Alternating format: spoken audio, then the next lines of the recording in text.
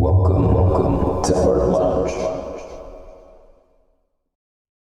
So, what's Art Lounge? It's a space for artists, ones aspiring, or those who enjoy it, to come together and share ideas, thoughts, expression, and creation. So, whether you're an illustrator, a writer, a musician, sculptor, comedian, dancer, architect, or someone who enjoys art in general, this space is for you. I'll be streaming daily with a mix of content, and in the near future, I'll be announcing different opportunities for you to participate in. So stick around. Welcome. Hey guys. So, I will be doing this intro for some time, just to give people an idea of what it's about.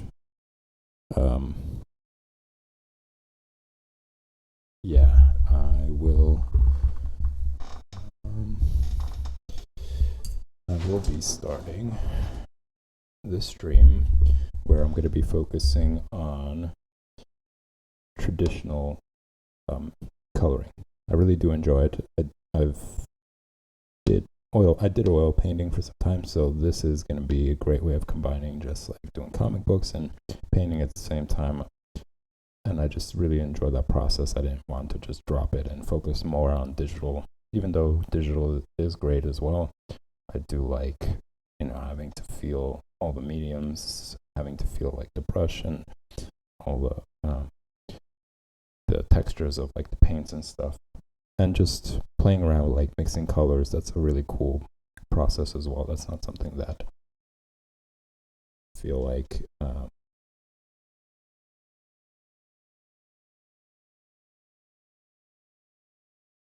that can be replaced. So just give me 1 second. I'm gonna set it up so that I could see the chat.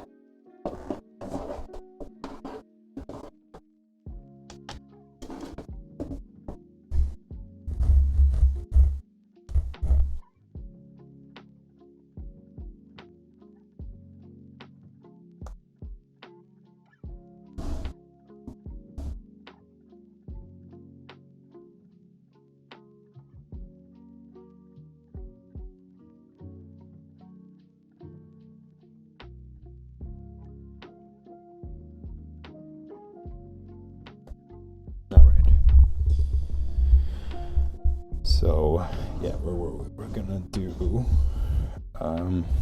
traditional coloring of panels that I already inked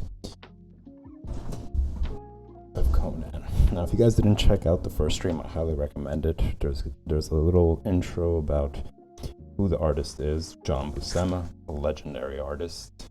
He does amazing work. It's beautiful content. And he really does capture a lot of things and elements I like about comics. He has this like realistic style to him. He definitely understands the figure well. You guys can see, like he understands all muscles, and facial expressions are amazing. So you just see he kind of combines both of those things. Like he has the anatomy, the drama, the facial expressions, and all of it, but at the same time has like a comic book feel to it. It doesn't look like, a hyper realistic movie-esque kind of thing. It's it's a bit of both. It's comics and realism combined into one. And as I mentioned, like all these other things about like the drama and his figures, like how he draws them to add to the emotion of each panel and each scene, and just like simple little gestures bring out that. Like if you look at that guy's face, for example, like you can't really see the details of his eyes, but you could tell that he's kind of frowning, right? And that's just because of how he draws the certain lines. It's not an eye. That's just, quick little brushstrokes of black, but the way that he shapes them, how he draws them, gives this kind of brooding expression on this guy's face.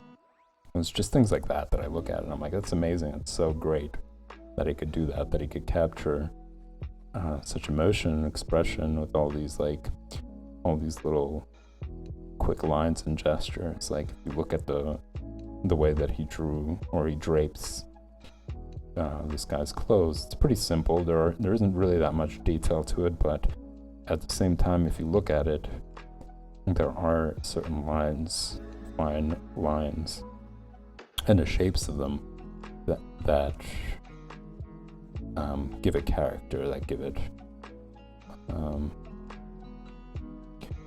a certain like mature feel to it.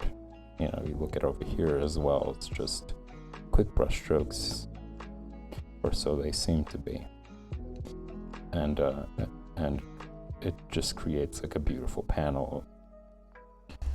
So yeah, in my other streams I'm drawing these panels out because I think there's so much to learn from him.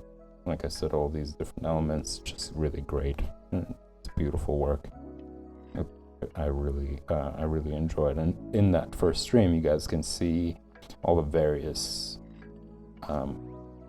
illustrations that he did over time.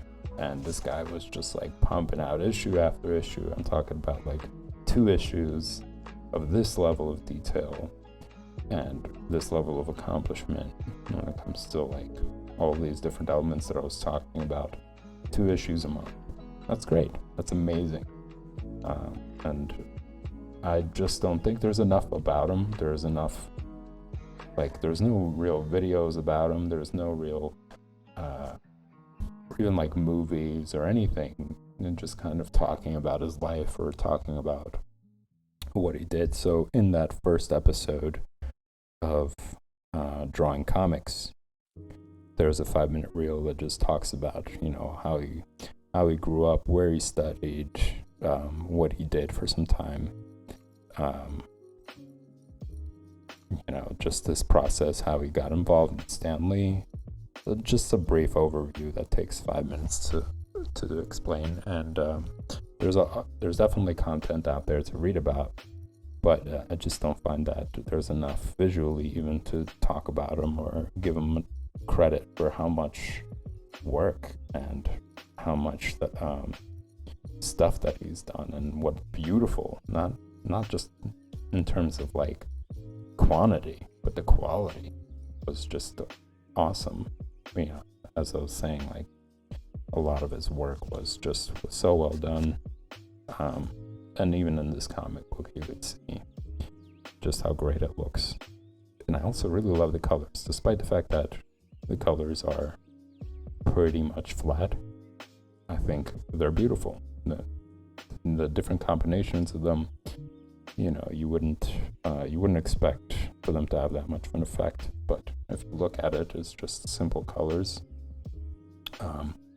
but very vibrant and very expressive. And yeah, I very much enjoy a lot of his work, and I really do want to give him as much credit as possible, and just put a spotlight on him more so that people could really appreciate all the different work that he's done. I don't think that enough people have mentioned him from the past, and during the time that he worked with Stan Lee, and how much he produced, like pretty much drew every single Marvel title, or has done an issue of pretty much every single Marvel character that's out there right now. So yeah, if you missed the first episode, I highly recommend it. I possibly will be putting it up, just that snippet, out on YouTube, or even just like streaming it on Twitch to have it in the history, so you guys can check that out exclusively. But the 5-minute clip is within the first 5 to 10 minutes of the first episode. So if you guys want to see it before then, that's a way for you to do it. All right, so enough praising John Buscema. Let's learn from his work. Let's do some coloring of these panels.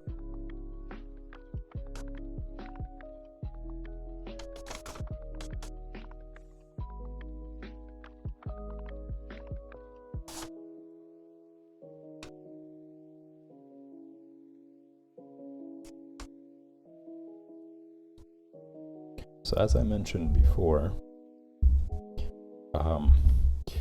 I do like digital. Digital has its perks, as you guys could see from the previous stream. You make a mistake, no big deal, just Control-Z it, it's gone. No real repercussions. Whereas with this, there are repercussions. You're gonna have to really think about what you're doing before you do it, but that shouldn't scare you off. You should absolutely experiment. You should absolutely take the risks. And that actually carries over to other things. The more you get used to getting over the anxiety of like, oh no, I'm going to make a mistake and then the entire image is going to be ruined. But you do it anyways. It's just taking risks. And that translates into life, I think, as well. There are certain things that you might be intimidated by, you're overthinking it, you're like, oh no, maybe it's gonna mess up or whatever, but you take the leap, you do it, and then you learn from it if it doesn't turn out to be great, or it doesn't turn out to be, well, whether it's like asking out that special someone that you like, you could, you're sitting there, you're thinking over and going over this, that, and the other, but take the leap, do it. So yeah, just it does teach you all these different things, despite that it's not as forgiving as digital stuff. It teaches you to be more disciplined and to really focus on what you're doing, the kind of lines that you're making, the kind of colors that you're mixing in, and in that process you become better. You end up learning and focusing more, so you find out that you don't really need that much forgiveness after a while. Like, you've practiced enough, you've taken these, you've learned from your mistakes, and now you don't make those mistakes anymore, so no big deal. You could just jump into it and yeah, start drawing. So I'm gonna start by doing a background first. I'm gonna fill in as much of the big shapes that don't require that much detail, and for that I'm gonna use a bigger brush. I don't want to waste my time on that. I want to also improve my speed, and this is part of the process of doing that. So we got some yellow here, and this is what's great about watercolors. Once you squeeze out some of it, it will last a while. As long as you could add some water to it, it's going to be pliable again. It's going to liquidate again. Liquidate? Say liquefy. It's going to liquefy again, and you could start using it again. Now, something that I did from the previous stream that I don't want to do now is layering it really thick. Kind of want to experiment with what watercolor is like, using more water than the color. And I want to preserve, or just like getting better at mixing that up and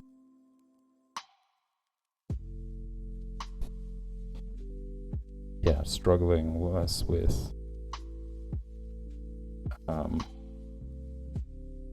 the layer aspect and how it covers up important detail. Like, I don't want to do that.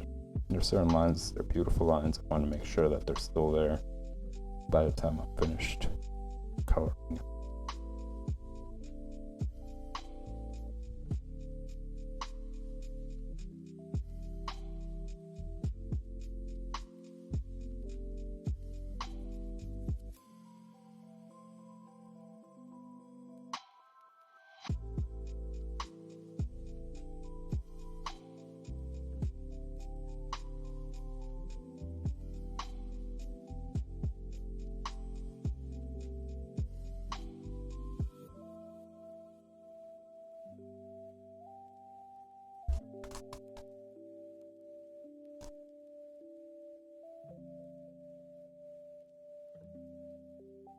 I think one of the reasons why I'm a little hesitant about using more water is because I'm not sure the paper can handle it. I don't think that this is exactly, this paper is meant for watercolor. Like, I'm sure it's good for acrylic, but let's find out, right? Take the leap.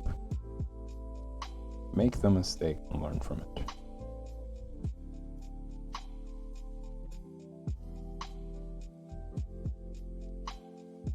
And I say learn from it, not get traumatized by it. And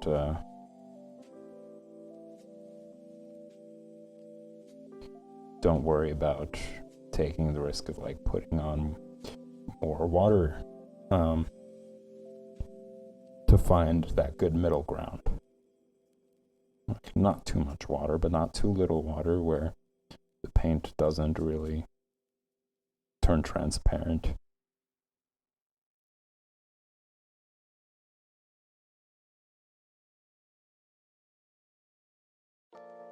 Yeah, I think sometimes people mix up those words anyway, like they're like learning from it, and they kind of associate it with traumatized experience, where it's like, oh, if you made the mistake, learning from it, it means never doing it again. And I don't really think that's kind of it. I think you have to do trial and error. Like, you make the mistake, you'll probably make it again, but just keep trying to figure out how to improve, how to get the results that you want.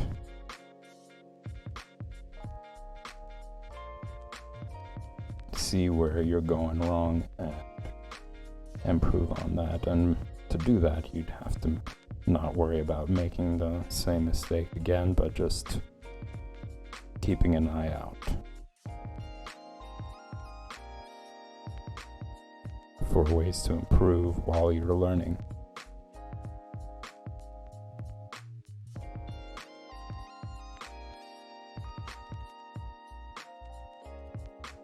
So in this example, just not worrying about putting too much water on the paper. So what? Put a little too much. No big deal.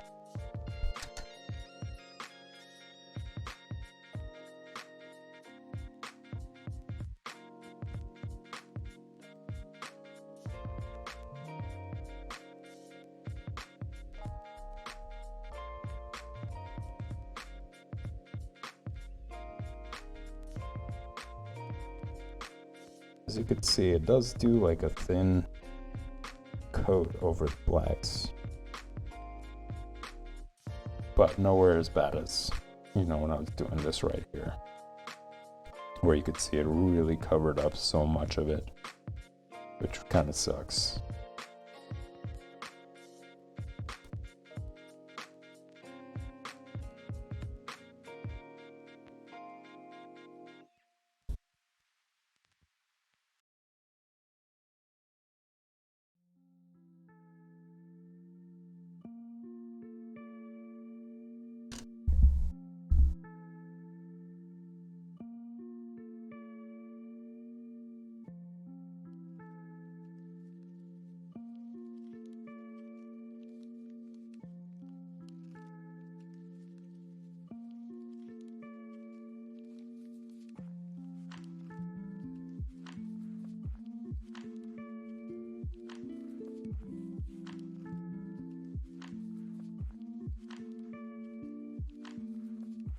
Speaking of putting on too much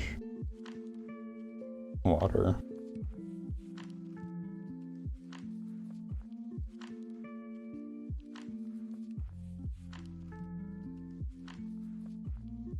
we're gonna make it work.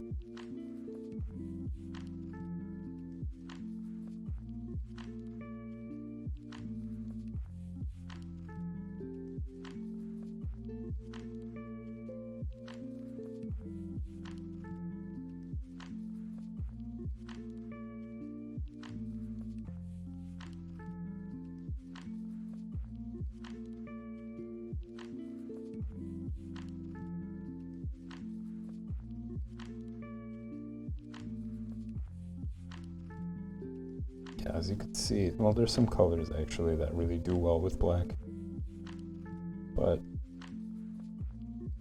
I think the power just lies in finding that middle ground of pigment and water.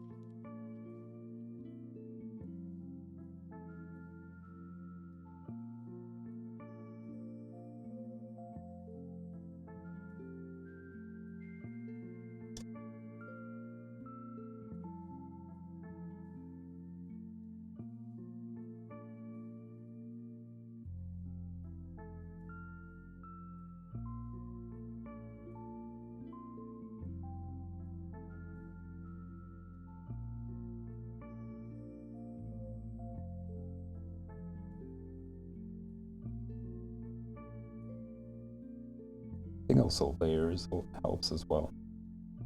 So if it's light, you could do like another light coat after it dries a little bit. I think they dry fairly quick. Because again, it's like the paper absorbs so much of it because it like softens up from the water. So like absorbs the pigment a lot quicker.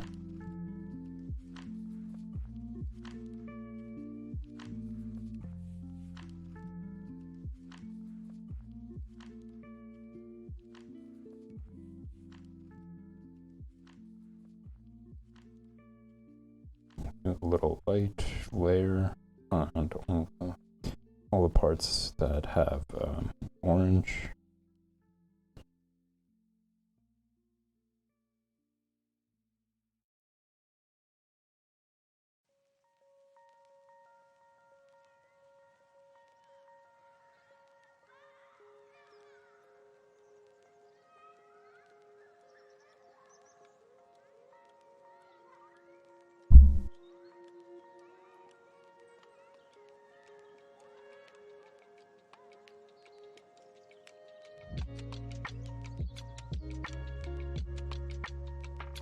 Guess my question to chat is, if you guys are illustrators yourself, what is your favorite medium and why?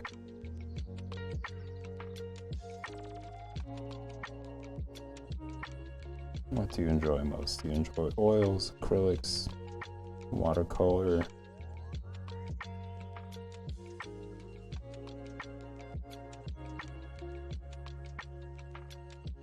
And what do you enjoy about the process yourself?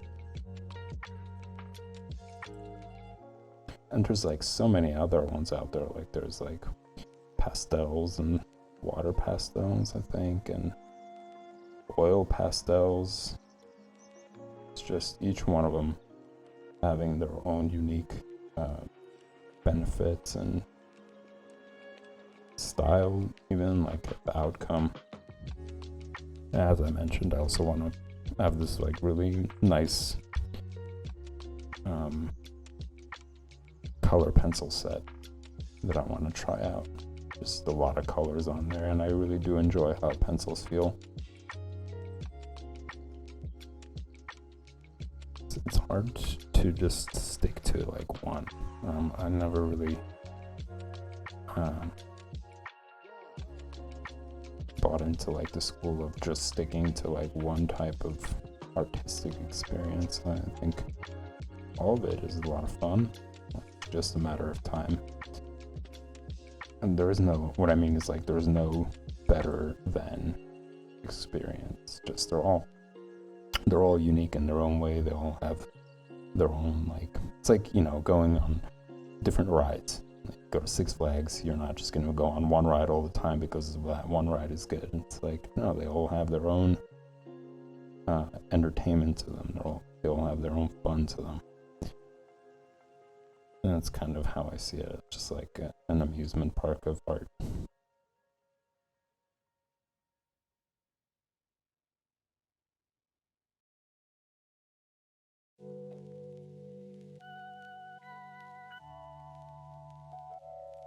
Time, the biggest enemy.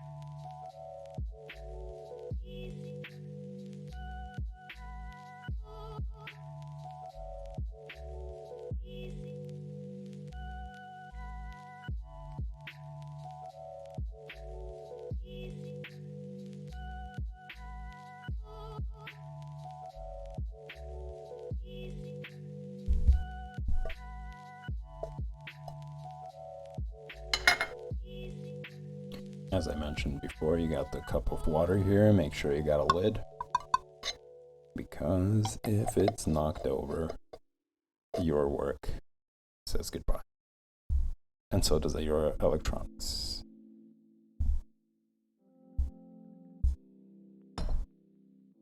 If you got electronics lying around anywhere nearby, just be extremely careful with it, because they go kaput.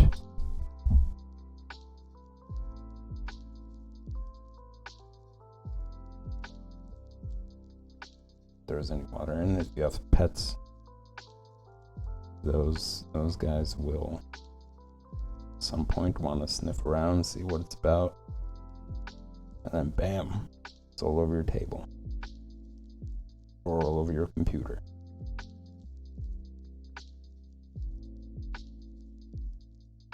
And you don't want that. It's going to be a disaster.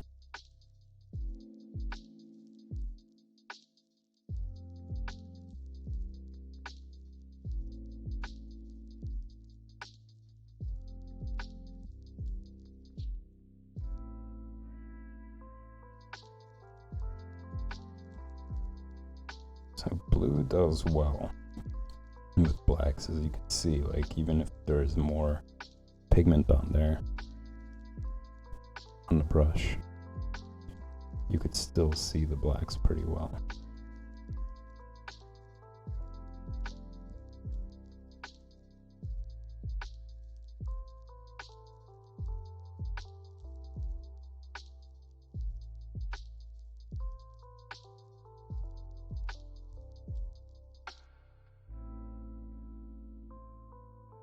I think something else that I want to teach myself is avoid holding the brush and the pencil very close to the tip.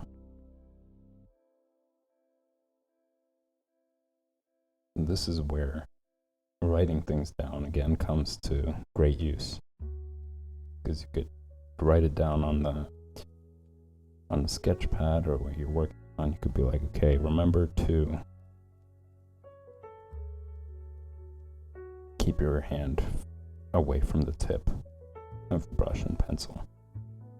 And that way you could look at it and you could remind yourself as you're doing it, like, oh, there it is, it's a reminder.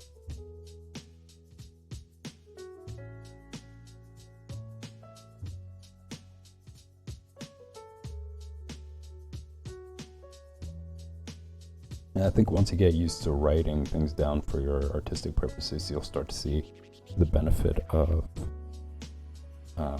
it playing a role in all other things, like I was mentioning before. Like you could, you know, if you're having issues in other parts, or if there's other things that you want to remember from day to day for you to do, the best thing to do is just to write it down and keep a journal of all this stuff. And ideas that you're wrestling with, things that you're going through in your life, or ways to just express yourself, or trying to figure things out, even like it helps you like organize things and not have to rehash them every day.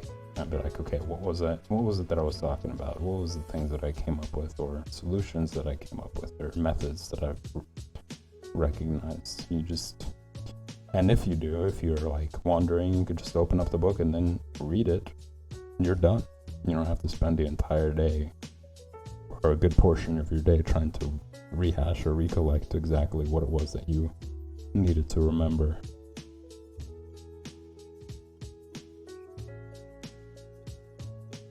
So I highly recommend that. Get into writing. You don't have to be prolific.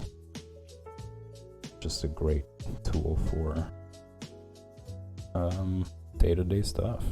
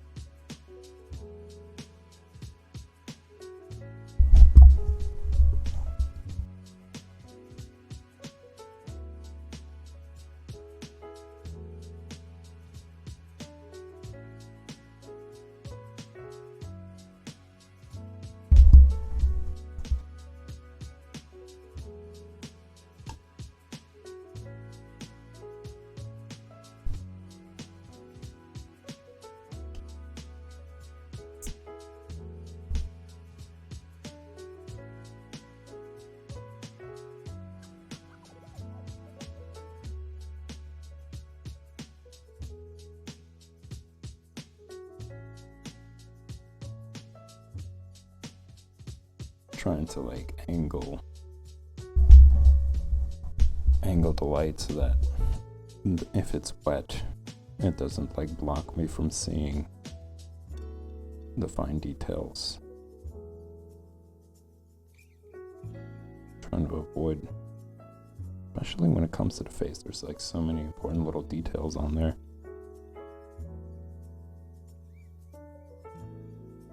I don't want to cover them up.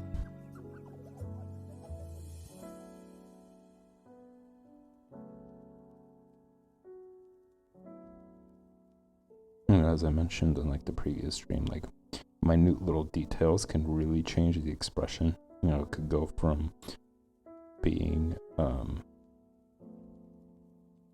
apprehensive to being confused, like just really tiny little details in the corner of the mouth can turn it from like somebody who is irritated to having like a smirk. And that's a big deal. That's not the emotion that you want to portray in the scene, That's not what you want the character to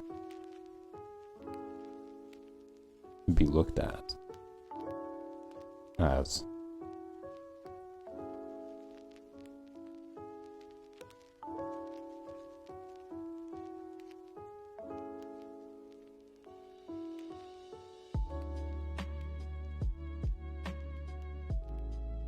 I'm layering it thick.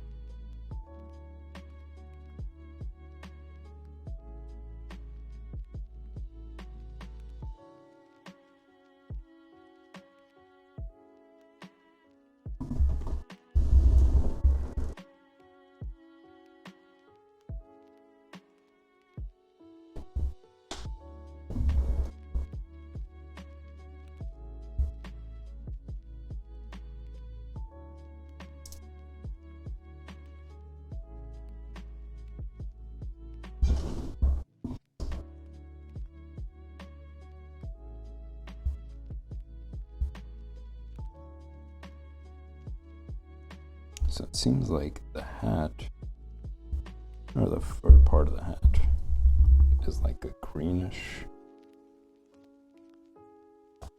Let's take a look.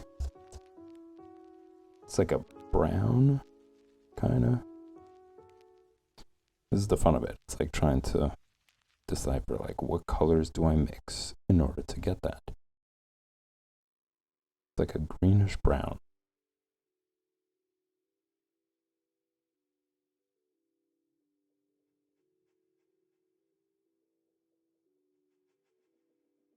And then I guess like the same color as the pot that she's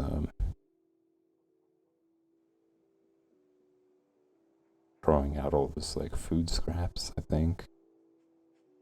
It looks like berries, but I think it's like food scraps.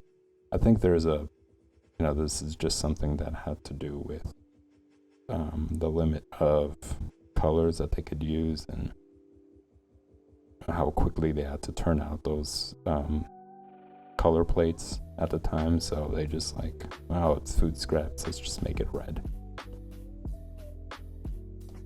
But who knows?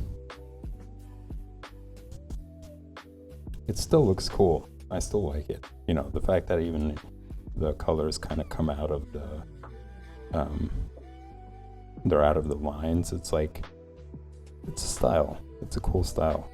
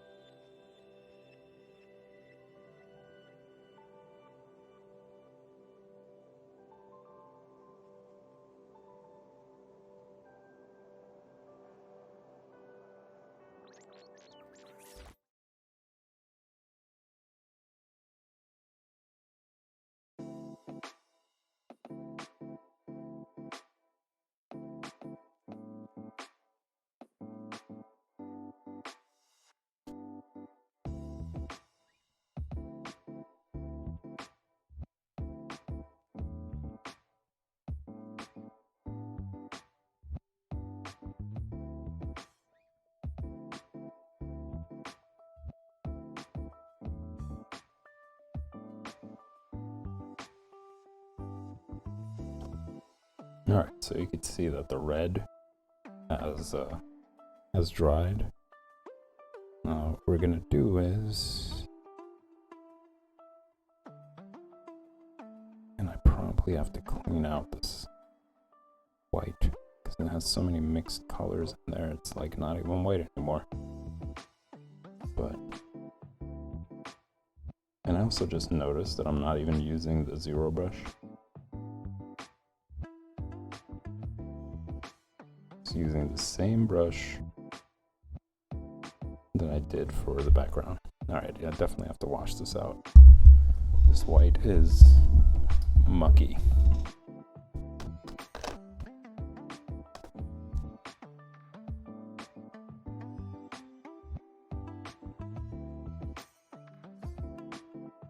And a lot of it has to do with the fact that I don't clean the brush before I go into a different color.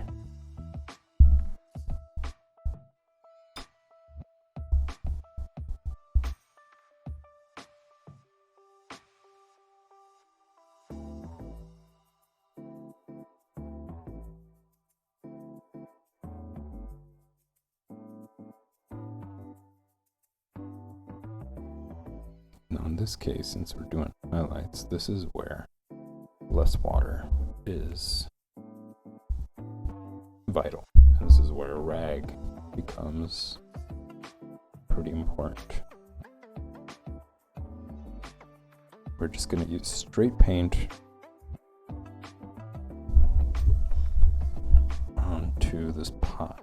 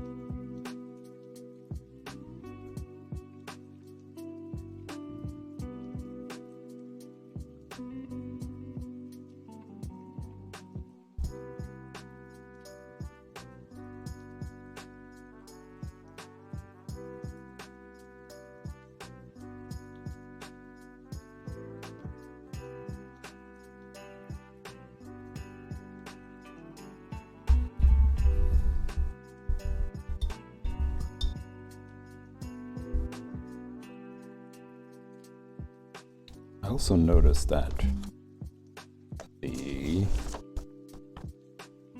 hat, the color of the hat and the hair are about the same. I think that's also a mistake.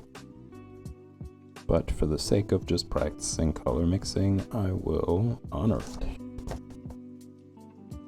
So what it looks like is a little bit of green and brown and yellow and white. So let's see if we could emulate this color.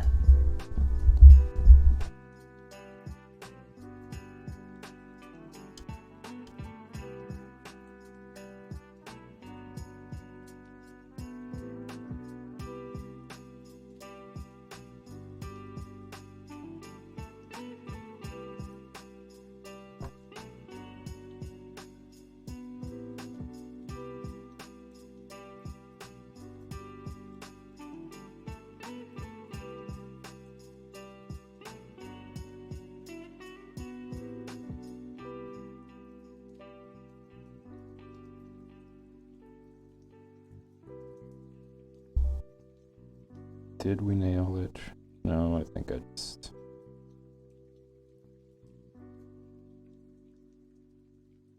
Well, it's pretty close. More water than necessary, but kind of makes it look more... I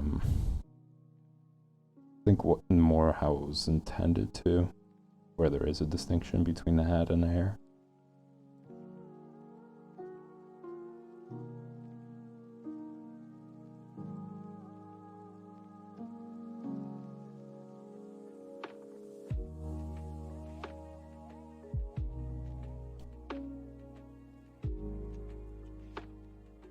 I also think that her clothes, even though they're orange, probably have more red in them.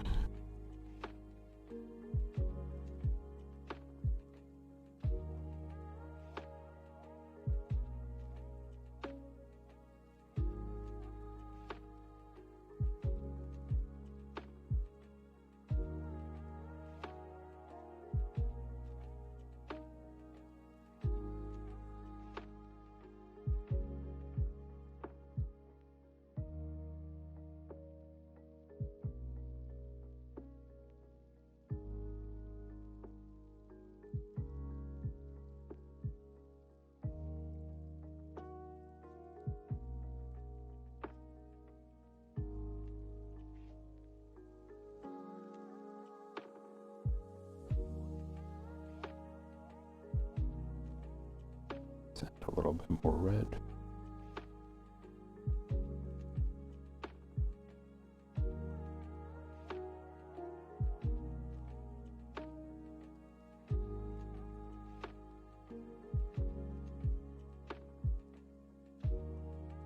They're starting to look like orange pants.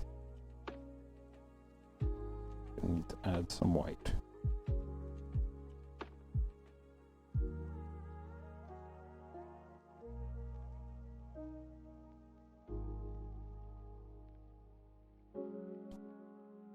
Just taking some time getting used to how runny watercolors are. And just understanding that and working with it rather than trying to fight it.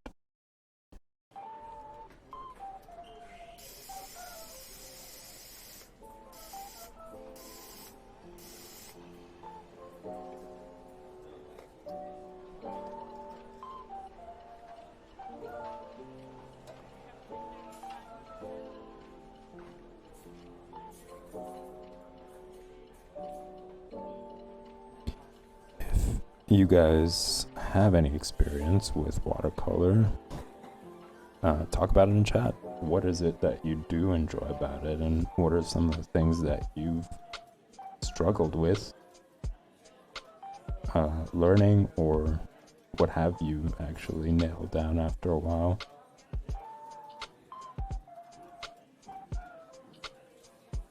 Let us know in the comments.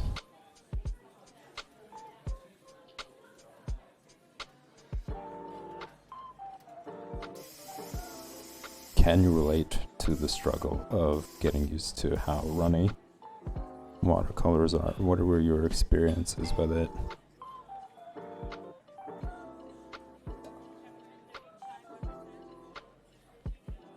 What were some of the things on your project that you had to work on in order to improve your technique?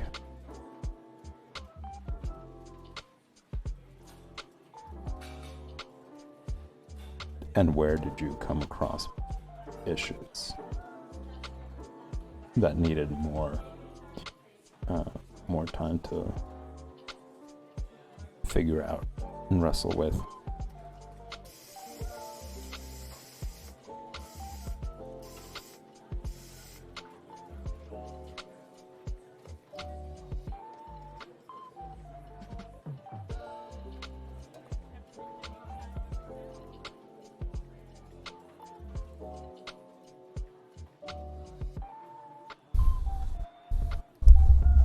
I do like the results that are coming out. I just still want to nail exactly what I'm looking at. You know, I do want to improve on my ability to mix the colors and have them come out exactly as I see them.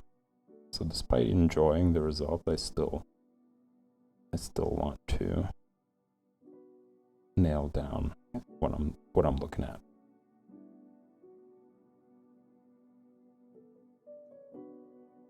But as I mentioned before, the process takes some time, and eventually I'll get there. And if you're practicing this yourself, so will you.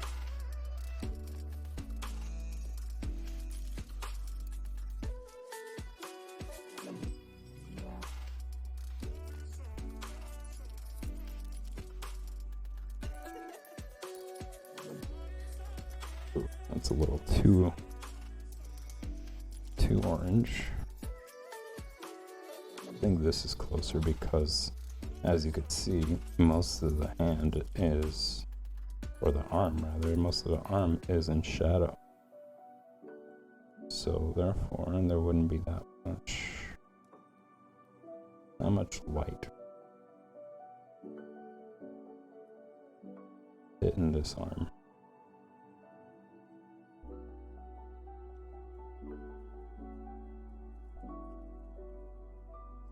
Does look like it needs a little more white. It's not too dark. It's just not a bright color.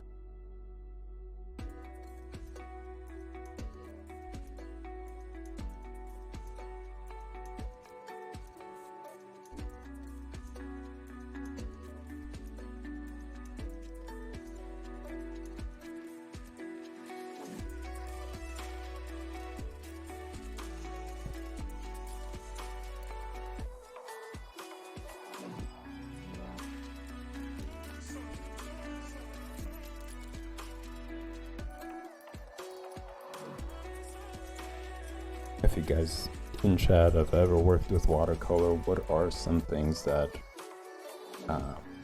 you prefer in other mediums that you don't get in watercolor?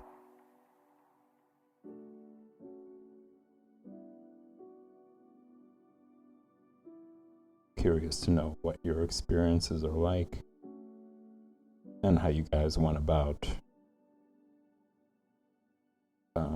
dealing with them. Did you wrestle with them? Did you try to nail it down? What technique did you use?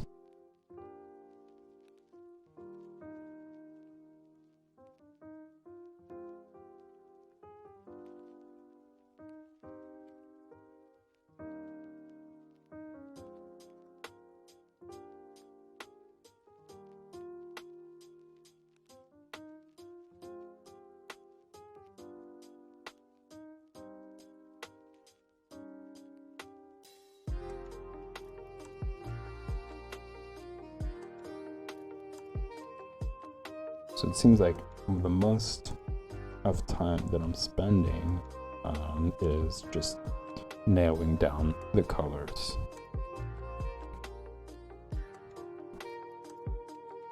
Mixing when it comes to this.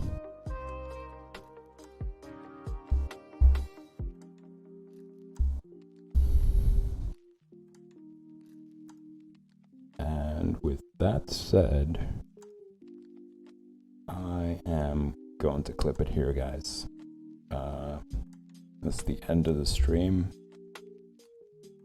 I will be back Monday, same time, same place, doing this again. So make sure you tune in. If you enjoy this content, subscribe. You'll get notification when I'm going live. That way you guys don't have to wait up. And yeah, tune in. Next week, I'm going to be making some exciting new announcements, and you won't want to miss that as well. So stick around, and I'll see you soon.